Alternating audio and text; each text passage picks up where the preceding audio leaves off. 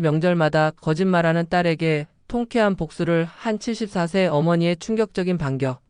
엄마 정말 죄송해요. 이번에도 못 갈 것 같아요.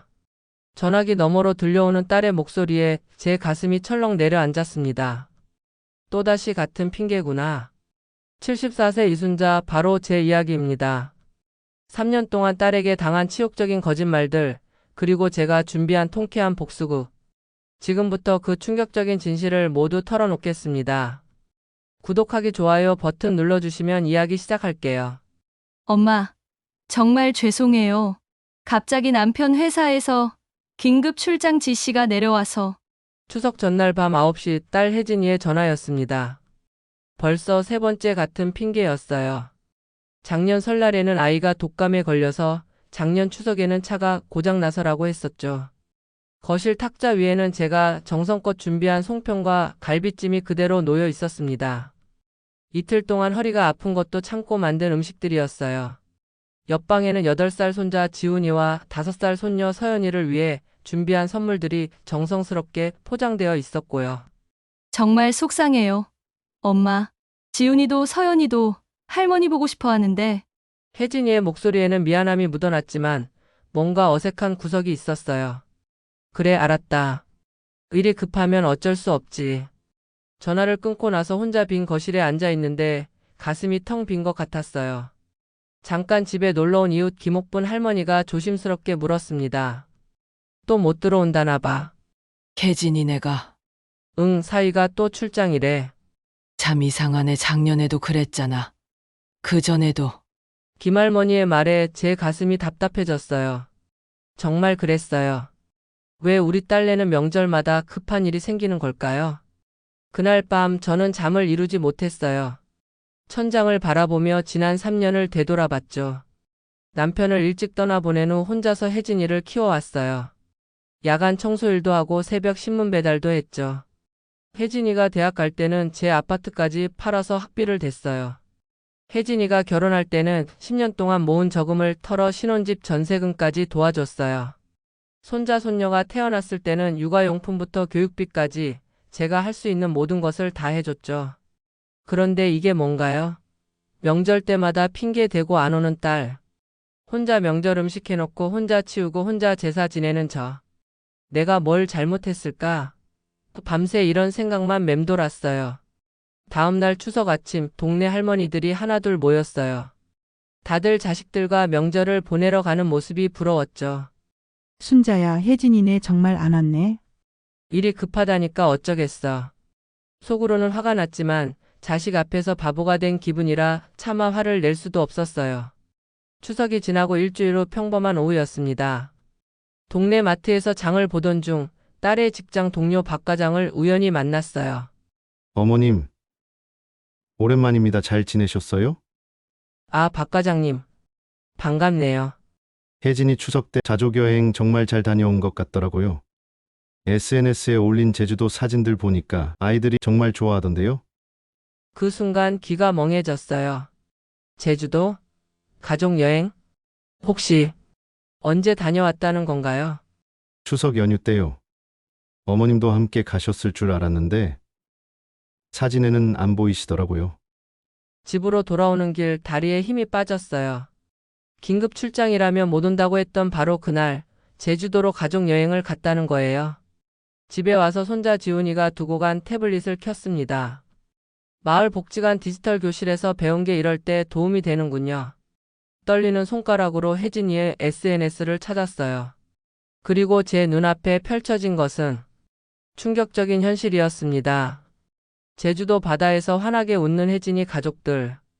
긴급 출장이라던 사위는 바다에서 수영하고 있었고 할머니 보고 싶어 한다던 지훈이와 서연이는 모래성을 쌓으며 신나게 놀고 있었어요. 사진 날짜를 확인해 보니 추석 당일이었어요. 제가 혼자 송편 먹으며 울고 있을 때 그들은 제주도에서 행복한 시간을 보내고 있었던 거예요. 더 충격적인 건 이게 한두 번이 아니라는 거였어요. 작년 설날 아이가 독감에 걸려서라고 했던 그날 놀이공원에서 찍은 사진들이 있었어요. 작년 추석차가 고장나서라고 했던 그날에는 부산 해수욕장 사진들이 올라와 있었고요. 이 자식들이 날 바보로 만들었구나. 그날 밤 저는 한잠도 자지 못했어요. 베개는 눈물로 흠뻑 젖었고 가슴속에서는 화산 같은 분노가 끓어올랐어요. 하지만 동시에 너무나 처량했어요. 내 딸이, 내가 그토록 사랑하고 희생했던 딸이 날 이렇게 속였다니. 잠 못 이룬 새벽, 저는 중요한 결심을 했어요. 이대로 당하고만 있을 순 없다는 생각이 들었거든요. 화를 내봤자 소용없어. 이제는 그들에게 제대로 된 교훈을 줄 때가 됐어. 우선 지난 3년간의 증거들을 모두 정리했어요. 혜진이의 SNS에서 거짓말했던 날짜의 사진들을 모두 저장했죠. 각 사진 옆에는 그날 혜진이가 한 핑계를 적어놨어요. 2021년 설날 아이가 독감에 걸려서라더니 롯데월드 놀이기구 타는 사진. 2021년 추석차가 고장나서 부산 해운대 해수욕 사진. 2022년 설날 사위회사의 응급상황에는 경주 불국사 관광 사진. 2022년 추석 지훈이가 장염에 걸려서는 강원도 스키장 사진. 2023년 추석 사위 긴급 출장에는 제주도 가족여행 사진. 이걸 보니 더 화가 났어요.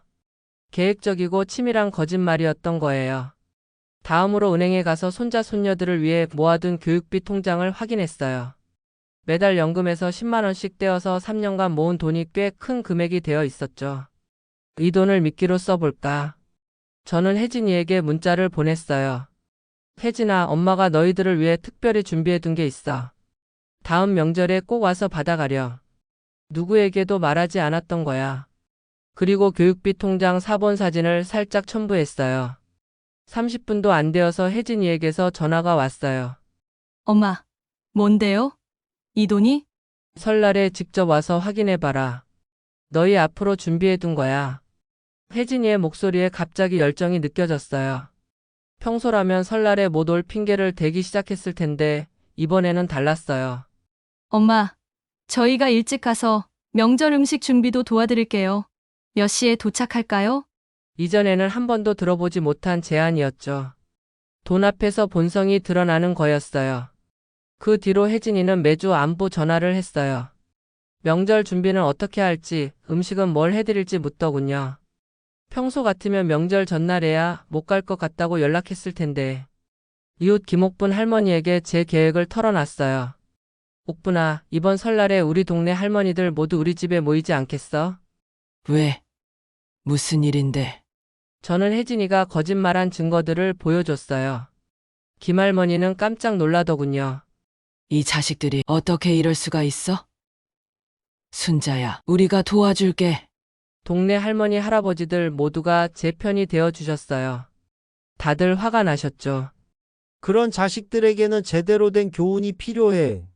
설날 아침 이웃 할머니 할아버지들이 하나둘 집에 모이기 시작했어요. 총 8분이 오셨죠. 거실에는 평소보다 훨씬 많은 명절 음식을 차려놨고 한쪽 구석에는 작은 프로젝터를 설치해뒀어요. 순자야, 정말 괜찮겠어? 걱정 말아요. 이제 진실을 알 때가 됐어요. 오후 2시 드디어 초인종이 울렸어요. 제 심장이 빠르게 뛰었지만 이제 돌이킬 수는 없었어요. 문을 열자 혜진이 가족이 서 있었어요. 평소보다 훨씬 밝은 표정이었죠. 엄마, 새해 복 많이 받으세요. 할머니, 지훈이와 서연이가 뛰어와서 안겼어요. 어서 와. 오랜만이구나. 거실로 들어서자 혜진이와 사위의 표정이 당황스럽게 변했어요. 예상치 못한 손님들이 있었으니까요. 어머니, 이렇게 많은 분들이 오실 줄은 몰랐네요. 우리 동네 어르신들이야.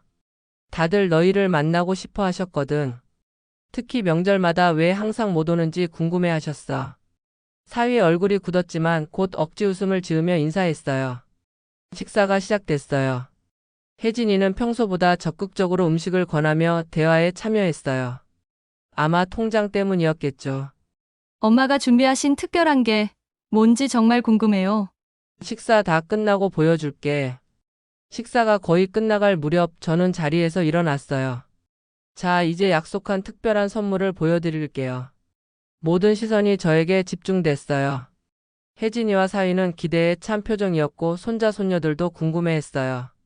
저는 천천히 프로젝터 리모컨을 들고 버튼을 눌렀어요. 거실 벽에 큰 화면이 나타났고 첫 번째 사진이 떴어요. 이것이 내가 준비한 특별한 선물이란다.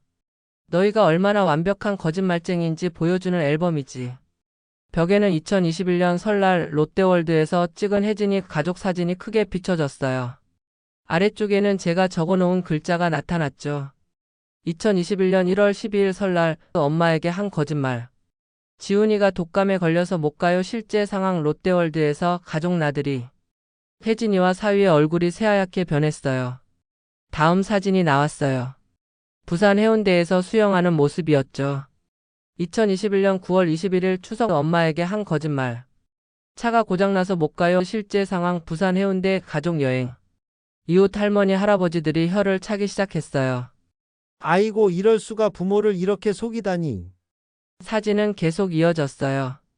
경주 불국사, 강원도 스키장, 그리고 마지막으로 제주도 해변 사진까지. 2023년 9월 29일 추석 엄마에게 한 거짓말. 남편이 긴급 출장 가서 못 가요. 실제 상황 제주도 가족 여행. 제주도 바다에서 환하게 웃는 혜진이 가족의 모습이 거실을 가득 채웠어요. 혜진이가 자리에서 벌떡 일어났어요. 엄마, 이게 무슨 짓이에요? 저희를 이렇게 망신 주려고 하시는 거예요? 저는 차분하게 대답했어요. 더 이상 화가 나지 않았어요. 오히려 속이 시원했죠. 망신을 준 게 누구니? 3년 동안 엄마를 속이고 이웃들 앞에서 날 거짓말쟁이로 만든 게 누구지? 이웃 김옥분 할머니가 조용히 입을 열었어요. 젊은 사람들, 너희가 너희 어머니를 얼마나 아프게 했는지 알아? 매 명절마다 너희를 기다리며 음식 준비하시고 혼자 앉아서 쓸쓸히 보내던 모습을 우리가 다 봤다. 다른 할머니도 말씀하셨어요. 명절이면 우리 집에 와서 아이들이 곧 온다고 기대해 차서 말씀하시던 그 모습이 얼마나 애처로웠는지. 혜진이의 눈에서 눈물이 흘러내리기 시작했어요. 사위도 고개를 푹 숙였죠. 8살 지훈이가 제게 다가왔어요. 할머니, 왜 울어요? 아프세요? 그 순간 제 마음의 단단한 벽이 무너져 내렸어요. 손자의 순수한 질문에 제 눈에서도 뜨거운 눈물이 줄줄 흘러내렸어요. 혜진이가 무릎을 꿇고 제 앞에 앉았어요. 엄마, 정말 죄송해요. 저희가 정말 잘못했어요. 목소리가 떨리고 있었어요. 마치 어린 시절 잘못을 저지르고 용서를 구하던 그 모습 그대로였어요. 처음에는 그냥 좀 쉬고 싶어서 한 번 거짓말했는데 그게 계속 이어지고 엄마 마음은 전혀 생각하지 못했어요. 사위도 일어서서 깊이 인사했어요. 어머니 정말 죄송합니다. 제가 혜진이한테 명절마다 가기 싫다고 했어요. 회사 일이 바쁘다고 핑계를 대자고 한 것도 저였어요. 왜 그랬니? 솔직히 편하게 놀러 다니고 싶었어요. 명절에 집에 가면 예의상 해야 할 것들이 많고 아이들도 힘들어하고 그런데 그것 때문에 어머니가 이렇게 상처받으실 줄은 몰랐어요. 저는 한참 동안 아무 말 하지 않았어요. 그들의 진심 어린 사과를 듣고 있자니 가슴속에 쌓인 분노가 조금씩 녹아내리는 것 같았어요. 너희들이 싫어서 이런 게 아니란다. 그저 내 마음을 알아주길 바랐을 뿐이야. 혜진이가 제 손을 잡았어요. 엄마, 이제 알겠어요. 엄마가 얼마나 외로우셨을지, 저희를 얼마나 기다리셨을지. 이웃 할머니들도 하나둘 자리에서 일어나셨어요. 이제 우리는 가봐야겠다. 가족끼리 할 이야기가 많을 것 같으니. 할머니들이 나가신 후 우리 가족만 남았어요. 저는 가방에서 진짜 통장을 꺼냈어요. 이건 정말로 너희들을 위해 모은 돈이란다. 지훈이와 서연이 교육비로 쓰라고 3년 동안 매달 10만 원씩 모았어. 혜진이와 사위가 깜짝 놀랐어요. 엄마, 이런 돈을 왜? 내가 살아있는 동안 손자 손녀들에게 해줄 수 있는 거라고는 이것밖에 없어서. 비록 큰 돈은 아니지만 그때 지훈이가 말했어요. 할머니, 저는 돈보다 할머니가 더 좋아요. 다음 명절에는 꼭 올게요. 거짓말 안 할게요. 5살 서연이도 고개를 끄덕였어요. 할머니, 서연이도 할머니랑 같이 송편 만들고 싶어요. 그 순간 제 눈에서 또 눈물이 흘러내렸어요. 이번에는 기쁨의 눈물이었어요. 혜진이가 말했어요. 엄마, 앞으로는 절대 거짓말하지 않을게요. 정말 못 올 일이 생기면 미리 솔직하게 말씀드릴게요. 그리고 명절이 아니어도 자주 찾아뵐게요. 사위도 약속했어요. 어머니, 제가 혜진이 등을 떠민 것이 잘못이었어요. 앞으로는 먼저 명절 계획을 세우고 어머니께 연락드리겠습니다. 그날 저녁 우리는 오랫동안 이야기를 나눴어요. 거짓말 없이 서로를 비난하지 않고 그저 솔직하게. 혜진이는 자신이 얼마나 부담을 느꼈는지 털어놨고 저는 얼마나 외롭고 섭섭했는지 이야기했어요. 엄마, 이제 알겠어요. 엄마가 원하시는 건 비싼 선물이나 화려한 음식이 아니라 그냥 가족이 함께하는 시간이었구나. 그래, 맞다. 너희가 진심으로 와주는 것, 그게 내가 가장 원하는 거였어. 다음 날 아침 혜진이 가족이 떠나면서 말했어요. 엄마, 다음 주에 아이들과 함께 또 올게요. 그냥 놀러요. 정말이니? 네, 이제 거짓말은 없어요. 그리고 정말로 다음 주에 왔어요. 명절이 아닌 평범한 토요일에 특별한 이유 없이 그냥 할머니를 보러. 지훈이와 서연이가 제 무릎에 앉아서 동화책을 읽어달라고 했을 때 저는 세상에서 가장 행복한 할머니가 된 기분이었어요. 이제 명절이 두렵지 않아요. 기대와 실망을 반복하지도 않아요. 대신 진실한 사랑과 솔직한 대화가 있는 가족이 되었으니까요. 여러분도 혹시 가족 때문에 상처받고 계신가요? 용기 내어 진실한 대화를 시작해보세요. 처음에는 아프고 힘들겠지만 그 끝에는 분명 더 깊은 사랑이 기다리고 있을 거예요. 저희 가족처럼요. 엄마, 사랑해요. 어제 혜진이가 전화해서 한 말입니다. 3년 만에 들어보는 진심 어린 사랑 고백이었어요. 이제야 진짜 가족이 된 것 같습니다. 현재 이순자 할머니는 매주 혜진이 가족과 시간을 보내고 있습니다. 지훈이와 서연이는 할머니와 요리하는 것을 가장 좋아하며 명절마다 함께 전통 음식을 만들고 있습니다. 가족의 거짓말이 진실로 바뀐 순간 모든 것이 달라졌습니다. 구독해 주시면 더 따뜻한 이야기로 찾아올게요.